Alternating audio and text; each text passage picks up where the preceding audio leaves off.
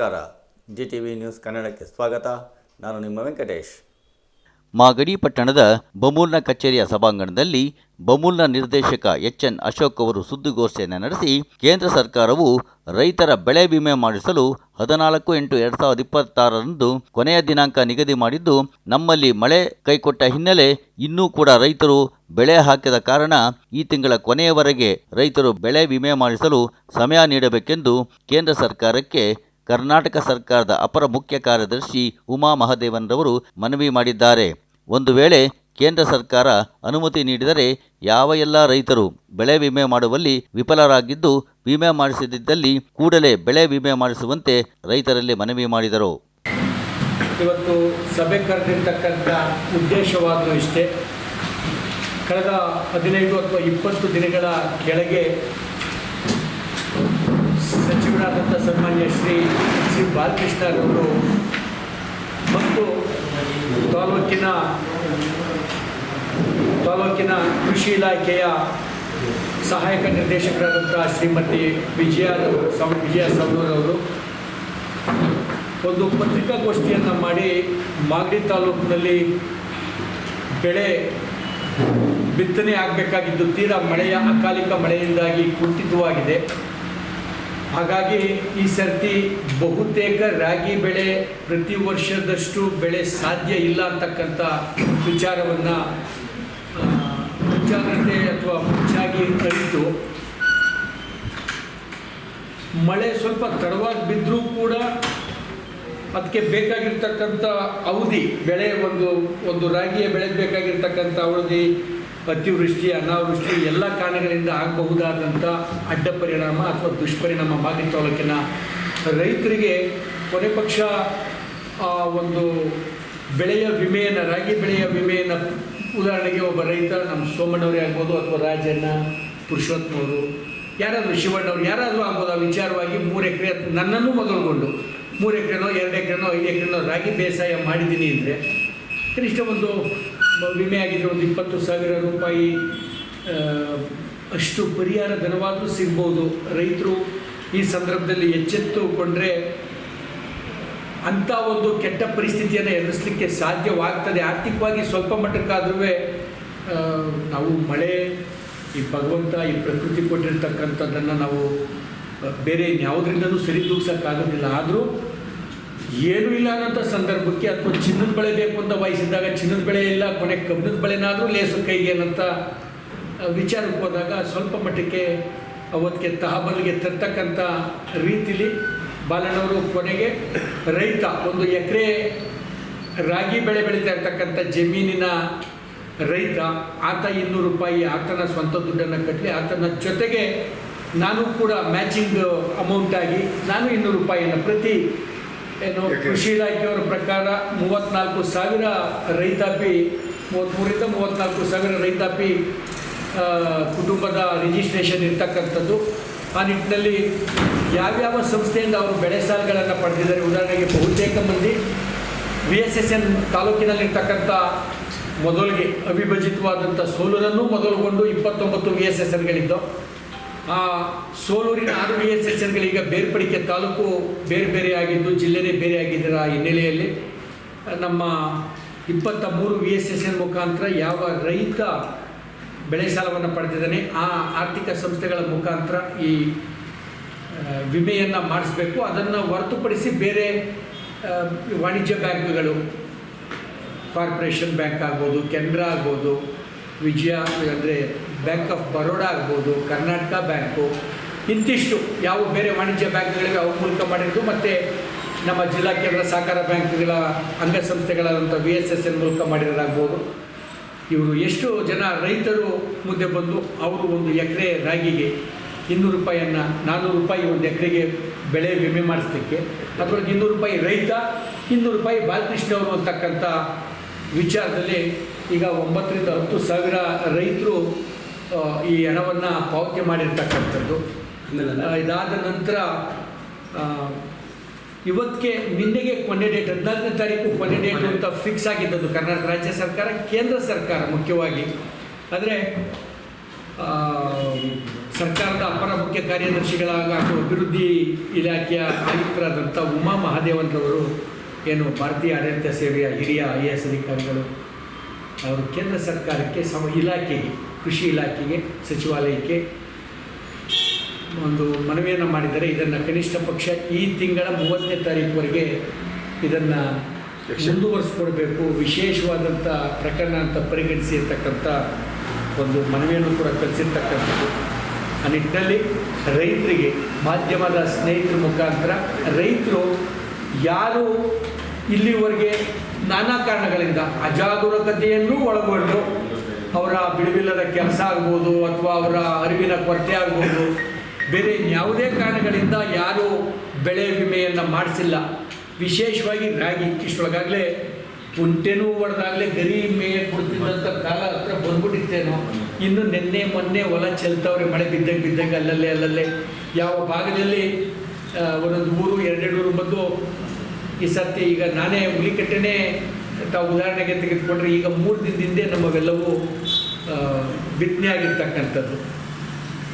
ಒಂದು ಕಡೆಗಾಗಲೇ ಸೋಲೂರು ಎಲ್ಲೋ ಸೋಲೂರಿಂದ ದಬಾಸ್ಪೇಟೆಗೆ ಹೋಗ್ತಾ ಇದೆಯಲ್ಲ, ಆಗಲೇ ಸಾಕಷ್ಟು ಕುಂಟೆ ಎಲ್ಲ ಹೊಡೆದು ಪ್ರಾದೇಶಿಕವಾದಂಥ ಈ ಮಳೆಯ ಬೀಳುವಿಕೆಯ ಅಸಮತೋಲನತೆ ಅಥವಾ ಈ ಮುಂಗಾರು ಜೊತೆ ನಮ್ಮ ಮಾನ್ಸೂನ್ ಜೊತೆಯ ಜೂಜಾಟ ಈ ವರ್ಷವೂ ಕೂಡ ಮುಂದುವರಿತಾ ಇರೋದ್ರಿಂದ ಇದು ದಯಮಾಡಿ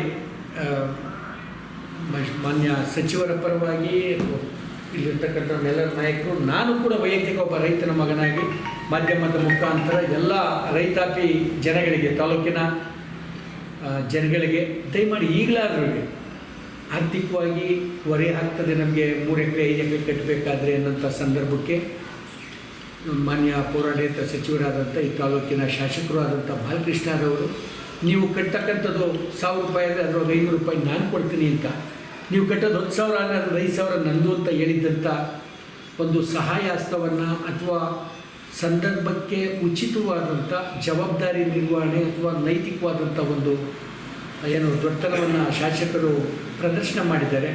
ದಯಮಾಡಿ ತಾವು ಯಾರು ಈಗಲಾದರೂ ಇದು ಅವಕಾಶ ಕೊಟ್ಟರೆ ಪುನಃ ಇದು ತಮ್ಮೆಲ್ಲರಿಗೂ ಪುನಃ ಮೇಲ್ಪಂಕ್ತಿ ಮಾತು, ವಿಶೇಷ ಸೂಚನೆ, ಕೇಂದ್ರ ಸರ್ಕಾರ ಇದರ ಮುಂದುವರಿಕೆಗೆ ಈ ದಿನಾಂಕ ಏನು ಕಡಿತಗೊಳಿಸಿದ್ದು 14ನೇ ತಾರೀಕು, ಅದೇ ಈ ತಿಂಗಳ 14ನೇ ತಾರೀಕೆ ಕೊನೆ ದಿನಾಂಕ ಇನ್ಶೂರೆನ್ಸ್ ಮಾಡಿಸ್ಲಿಕ್ಕೆ ರಾಗಿ ಬೆಳೆ ವಿಮೆನ ಅಂತ ಅವಧಿಯನ್ನು ನಿಗದಿ ಮಾಡಿತ್ತು, ಕಟ್ ಆಫ್ ಡೇಟನ್ನು ಕೊಟ್ಟಿತ್ತು. ಅದನ್ನು ಮುಂದುವರಿಸಿ ಈ ತಿಂಗಳ 30ನೇ ತಾರೀಕು ತನಕ ಅಂತ ಏನು ಅಪರ ಕಾರ್ಯದರ್ಶಿಗಳು ಮುಖ್ಯ ಕಾರ್ಯದರ್ಶಿಗಳು ಕೇಳಿದರೆ ಉಮಾದೇವನ್ರವರು, ಕೇಂದ್ರ ಸರ್ಕಾರ ಅದನ್ನು ಮಾನ್ಯ ಮಾಡಿ ಅವಕಾಶ ಕೊಟ್ಟರೆ ಬಹುತೇಕ ಕೊಡಬಹುದು. ಈ ಹಿನ್ನೆಲೆಯಲ್ಲಿ ಅವರು ಕೊಟ್ಟಿರತಕ್ಕಂಥ ಸಕಾರಣಗಳಿಂದಾಗಿ ಅಂತಕ್ಕಂಥದ್ದು ನನ್ನ ನಂಬಿಕೆ, ತಿಳುವಳಿಕೆ. ಆ ರೀತಿ ಪುನಃ ದಿನಾಂಕವನ್ನು ಮುಂದುವರಿಸಿದ್ದೇ ಆದಲ್ಲಿ ದಯಮಾಡಿ ತಾಲೂಕಿನ ಎಲ್ಲ ರೈತ ಬಾಂಧವರು ಯಾವುದೇ ಕಾರಣಕ್ಕೂ ಮೈಮರೆಯದೆ ಇದನ್ನು ತಾವು ಅಗತ್ಯವಾಗಿ ವಿಮೆಯನ್ನು ಮಾಡಿಸಿ, ಬೆಳೆ ವಿಮೆಯನ್ನು ಅಂತಕ್ಕಂಥದ್ದು ಹೇಳಿ ಕೇಳಿ ಮಾಗಡಿ ರಾಗಿ ಬೆಳೆಗೆ ಭಾಳ ಪ್ರಸಿದ್ಧಿ ಅಥವಾ ಜಾಸ್ತಿ ಜನ ಅದನ್ನೇ ಅವಲಂಬಿತವಾಗಿರ್ತಕ್ಕಂಥದ್ದು. ಅವರ ರಾಸುಗಳ ಹುಲ್ಲಿಗಾಗ್ಬೋದು, ಅವರ ಹೊಟ್ಟೆಪಾಡಿಗಾಗ್ಬೋದು, ಊಟಕ್ಕೆ ಹೊಟ್ಟೆಪಾಡು ಅಂದರೆ ಊಟಕ್ಕಾಗ್ಬೋದು, ನನ್ನನ್ನು ಒಳಗೊಂಡಂತೆ ಇಲ್ಲಿರ್ತಕ್ಕಂಥ ನಾವೆಲ್ಲರೂ ರಾಗಿ ಬೇಸಾಯ ತಾಲೂಕಿನಲ್ಲಿ ಅತ್ಯಂತ ಹೆಚ್ಚಾಗಿದ್ದಾಗ ಅದಕ್ಕೆ ಬೇಕಾಗಿರ್ತಕ್ಕಂಥ ವಿಮೆ, ಅದರ ರಕ್ಷಣೆ ಕೂಡ ನಮ್ಮ ಕರ್ತವ್ಯ ಅಂತಕ್ಕಂಥ ಜವಾಬ್ದಾರಿ ಅಂತಕ್ಕಂಥ ವಿಚಾರವನ್ನು ಮಾಧ್ಯಮದ ಮುಖಾಂತರ ಮಾಗಡಿ ತಾಲೂಕಿನ ಆ ವಿಚಾರಕ್ಕೆ ಹೋದರೆ ಇಡೀ ಕರ್ನಾಟಕ ರಾಜ್ಯದ ಜನತೆಗೆ ಮನವಿ ಮಾಡ್ತೀನಿ. ಎಲ್ಲಿ ರಾಗಿ ಬೆಳೆಗೆ ವಿಶೇಷವಾಗಿ ಆದ್ಯತೆ ಕೊಟ್ಟು ಬೆಳೀತಾ ಇದ್ದಾರೆ, ಇಡೀ ರಾಜ್ಯಕ್ಕೆ ನನ್ನ ಮನವಿ. ಆದರೆ ವಿಶೇಷವಾಗಿ ತಾಲೂಕಿನೆಲ್ಲ ನುಟ್ಟಿ ನಾನು ಇದೇ ತಾಲೂಕಿನ ಜನಗಳ ಒಡನಾಟದಲ್ಲಿರೋದ್ರಿಂದ ಇದು ನನ್ನ ಆದ್ಯ ಕರ್ತವ್ಯ ಅಂತಕ್ಕಂಥ ವಿಚಾರದಲ್ಲಿ ತಮ್ಮೆಲ್ಲ ಸ್ನೇಹಿತರನ್ನ ಕರೆದು ತಮ್ಮ ಜೊತೆ ವಿಚಾರವನ್ನು ಹಂಚ್ಕೊಳ್ತಾ ಇದ್ದೀನಿ. ದಯಮಾಡಿ ಇದನ್ನು ಅತ್ಯಂತ ಹೆಚ್ಚು ಆಸಕ್ತಿಯಿಂದ ಇದನ್ನು ತಮ್ಮ ನಾಳೆಯ ಪತ್ರಿಕೆಗಳಲ್ಲಿ ಬಂದು ಜನ ಇದು ಮುಂದುವರಿದಿದ್ದೇ ಆದಲ್ಲಿ ಜನ ತಮ್ಮಿಂದಾಗಿ ಇನ್ನೂ 10,000 ಜನ 15,000 ಜನ ಇದರ ವಿಮೆ ಮಾಡಿಸ್ತಕ್ಕಂಥ ಗುಂಪಿನ ಸೇರ್ಪಡಿಕೆ ಆಗಲಿ ಅಂತಕ್ಕಂಥದ್ದು ನನ್ನ ಅಭಿಲಾಷೆ. ಈಗ 9,326 ವಿಮೆ ಆಲ್ರೆಡಿ ಆಗಿ ಅಪ್ಲೋಡು ಪ್ರತಿಯೊಂದು ಆಗಿರೋಂಥದ್ದು. 1052 ಅಪ್ಲಿಕೇಶನ್ಗಳು ಪೆಂಡಿಂಗ್ ಇರ್ತಕ್ಕಂಥದ್ದು. ಒಟ್ಟಾರೆ ನೀವು ಇದು ಆಯಿತು ಅಂತಲೇ ತೊಗೋಬೋದು, ಪೆಂಡಿಂಗ್ ಇರೋರು ಕೂಡ ಹಣಕಾಸು ಆಗಲೇ ಪಾವತಿಯಾಗಿರ್ತಕ್ಕಂಥದ್ದು ಸ್ವಲ್ಪ ಅರ್ಜಿ ಒಳಗೆ ತಮ್ಮಾಜಿ ಸನ್ನಾಫು ಅದು ಇದು ಮಾಡಿ ಅದನ್ನು ಅಪ್ಲೋಡ್ ಮಾಡಲಿಕ್ಕೆ ಇನ್ನೂ ಟೈಮ್ ಇದೆ, ಕಾನೂನುಬದ್ಧವಾದಂಥ ಟೈಮ್ ಇರೋದ್ರಿಂದ 1378 ಅರ್ಜಿಗಳು ಅದು ವಿಲೆ ಇರ್ತಕ್ಕಂಥದ್ದು. ಅದು ಇವತ್ತು ನಾಳೆ ಒಳಗೆ ಅದು ಅಪ್ಲೋಡ್ ಆಗಿ 10,378ಕ್ಕೆ ತಾವು ಮಾಹಿತಿಯನ್ನು ಅಪ್ಲೋಡ್ ಆಗಿರ್ತಕ್ಕಂಥದ್ದು ಅಂತ ತಗೋಬೋದು. ಎಷ್ಟು ಪರ್ಸೆಂಟ್ ಬಿತ್ತನೆ ಆಗಿದೆ ಸರ್? ಬಿತ್ತನೆ ಎಷ್ಟು ಅಂತ ಸರ್ ಏನು ಈಗ ನಾವು ಏನು ಮೇಡಮ್ ಈಗ ಒಂದು 50, 60, 20, 15ರಿಂದ 20 ಸರ್, ಇದು ನಿಖರವಾಗಿ ಇನ್ನೂ ನಮಗೆ ಗೊತ್ತಿಲ್ಲ ಸರ್ ಖಚಿತವಾಗಿ. ಆಮೇಲೆ ನಾವು ಕೊಡ್ತಕ್ಕಂಥ ಹೇಳಿಕೆಗಳು ಕೂಡ ಮುಂದಕ್ಕೆ ಬರ ಪರಿಹಾರ ಅಥವಾ ಬೇರೆ ಯಾವುದಾದ್ರೂ ಇದರ ವೀಕ್ಷಣೆಗೆ ಬಂದಂಥವ್ರಿಗೆ ಇಲ್ಲ ಅವತ್ತು ಹಂಗಂದಿದ್ರು ಇವತ್ತು ಹಿಂಗಂತವ್ರೆ ಅಂತಕ್ಕಂಥ ತಪ್ಪು ಮಾಹಿತಿಯ ಹಂಚಿಕೆ ನಿಮ್ಮ ಜೊತೆ ಆಗಬಾರ್ದು. ನಾನು ಕೂಡ ಇದರೊಳಗೆ ಅಷ್ಟು ಸಂಪೂರ್ಣ ಮಾಹಿತಿ ಇಲ್ಲ, ಮಾಹಿತಿಯನ್ನು ಪಡೆದು ತಮ್ಮ ಜೊತೆ ನಾನು ಹಂಚ್ಕೊಳ್ತೀನಿ ಸರ್. ಕೃಷಿ ಇಲಾಖೆ ಸಹೋದರಿಯವರು ಹೇಳ್ತಾ ಇರ್ತಕ್ಕಂಥದ್ರ ಪ್ರಕಾರ 15ರಿಂದ 20% ಆಗಿರ್ಬೋದು. ಅದು ಕೂಡ ಧೂಳಿಗೆ ಆಗ್ತಿರೋಂಥವ್ರು ಎಷ್ಟೋ ಜನ ಇದ್ದಾರೆ. ಏನೋ ಅದಕ್ಕೆ ಭಾಳ ಸೆಬ್ಬೆ ಇತ್ತು ಅಂತೀವಿ ನಾವು, ಭಾಳ 4 ಮೂಲೆ ಸರಿಯಾಗಿರೋಂಥದ್ದನ್ನ ಸೆಬ್ಬೆ ಇತ್ತು ಅಂತ. ಆ ಸೆಬ್ಬೆ ಇದ್ದಿರೋಂಥ ಸಂದರ್ಭಕ್ಕೆ ಬಿಟ್ಟಿರೋರೇ ಬಹುತೇಕ ಮಂದಿ.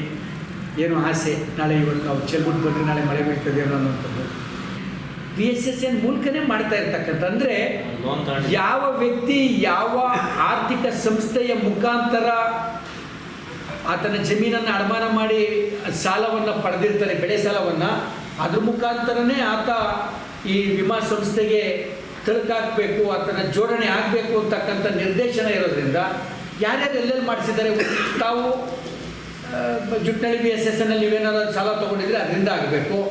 ಇಲ್ಲ ಅಂತ ಅಂದರೆ ನೀವೇನಾದರೂ ಬೇರೆ ಇಲ್ಲ ಪಾಲು ಕೊಡ್ತಕ್ಕಂಥದ್ದು, ನಮಗೆ 2 ಲಕ್ಷದೊಳಗೆ ಸಾಲಲ್ಲ, ಬೇರೆ ವಾಣಿಜ್ಯ ಬ್ಯಾಂಕ್ಗಳು 5-6 ಲಕ್ಷ, ಸ್ವಲ್ಪ ಬಡ್ಡಿದರ ಜಾಸ್ತಿ ಆದರೂ 5-10 ಲಕ್ಷದೊಳಗೆ ಕೊಟ್ಟಿರ್ತಾರೆ ಅಂತ ಯಾರು ತೊಗೊಂಡಿದ್ದೀರಿ ಅಂಥವ್ರದ್ದು ವಾಣಿಜ್ಯ ಬ್ಯಾಂಕ್ಗಳಲ್ಲಿ ಆಗಬೇಕು, ಎಲ್ಲೆಲ್ಲಿ ಪಡೆದಿದ್ರಿ ಅಲ್ಲಲ್ಲೇ ಆಗಬೇಕು ಅಂತಕ್ಕಂಥದ್ದು ನಿರ್ದೇಶನ.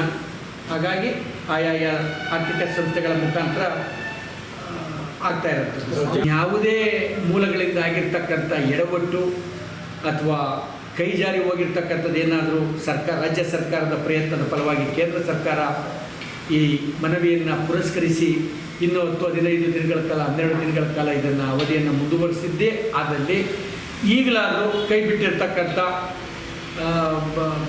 ಗೊತ್ತಿಲ್ಲದೆ ಇರ್ತಕ್ಕಂಥವ್ರಿಗೆ ಯಾರಿಗೆ ಅರಿವಿಗೆ ಬರ್ತದೆ ಇದು ಬೇಗ ತಾವು ಒಬ್ಬರಿಂದ ಒಬ್ಬರಿಗೆ ಬಾಯಿ ಮುಖಾಂತರ ಆಗಬೇಕಾಗಿರ್ತಕ್ಕಂಥ ಪ್ರಚಾರ ಇದು. ಊರಿನಲ್ಲಿ ಎಷ್ಟೋ ಜನಕ್ಕೆ ಪಕ್ಕನೇ ಇರ್ತೀವಿ, ನಾವು ಕಟ್ಟಿರ್ತೀವಿ, ನನ್ನ ಪಕ್ಕ ಕೂತಿರೋರು ಬೆಳಗ್ಗೆ ನನ್ನ ಜೊತೆನೇ ಕರಡಿ ಕಟ್ಟೆ ಮೇಲೆ ಕೂತ್ಕೊಂಡು ನನ್ನ ಜೊತೆನೇ ಟೀ ಕುಡಿತಕ್ಕಂಥವ್ರು ಕೂಡ ಕಟ್ಟಿರಲ್ಲ. ಅಂಥವ್ರಿಗೆ ಮನವಿ, ಗೊತ್ತಿರ್ತಕ್ಕಂಥ ಅರಿವು ಇರ್ತಕ್ಕಂಥವ್ರು ಗೊತ್ತಿಲ್ಲದೆ ಇರೋಂಥವ್ರಿಗೆ ಇದನ್ನು ಪ್ರತಿ ಗ್ರಾಮದಲ್ಲಿ ಇದ್ರದ್ದು ಬಾಯಿಂದ ಬಾಯಿಗೆ ತಾವು ಮಾಡಿದ್ರೆ ಆ ಕುಟುಂಬಕ್ಕೆ ತಾವು ಮಾಡ್ತಕ್ಕಂಥ ದೊಡ್ಡ ಸಹಾಯ ಅಂತಕ್ಕಂಥ ವಿಚಾರ ಅನಿಸ್ಬೇಕು. 18,000 ರಾಗಿ ಬೆಳೀತಕ್ಕಂಥ ರೈತರು ಅಂದರೆ ಇನ್ನೂ 7-8 ಸಾವಿರ ಜನ ಇದ್ದಾರೆ ಸರ್.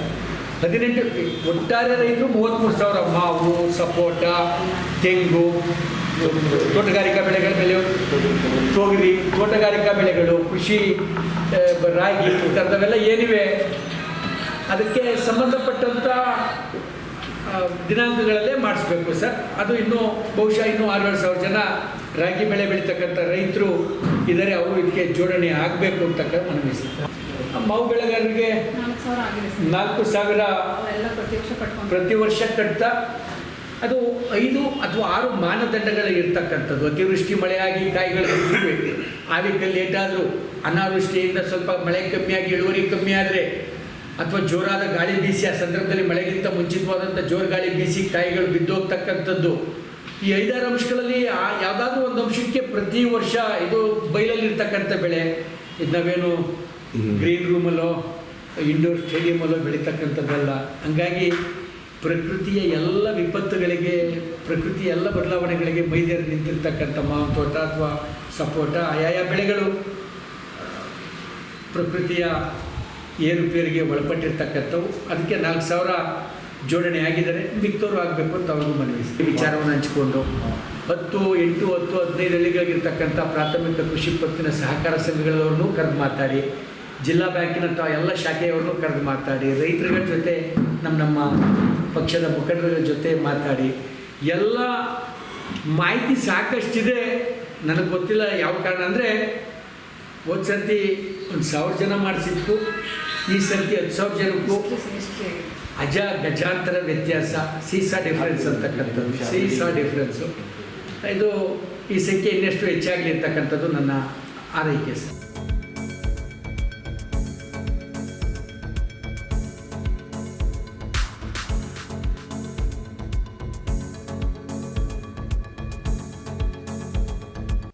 ಇದು ಇವತ್ತಿನ ಮಾಗಡಿಯ ಸುದ್ದಿ ಸಮಾಚಾರ. ನಿರಂತರ ಸುದ್ದಿ ಸಮಾಚಾರಕ್ಕೆ ವೀಕ್ಷಿಸಿ ನಿಮ್ಮ GTV ನ್ಯೂಸ್ ಕನ್ನಡವನ್ನು. ವಂದನೆಗಳು.